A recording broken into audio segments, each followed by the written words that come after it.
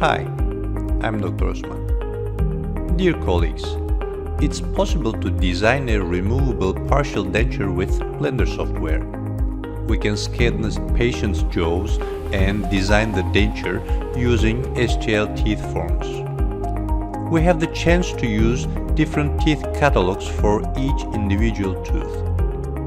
We can define the seating area and thickness, so we have complete control over the design. Then we can print the denture using a denture base and permanent crown resins.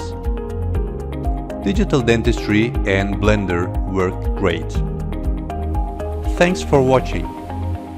I hope you liked the video. Make sure to subscribe. Bye.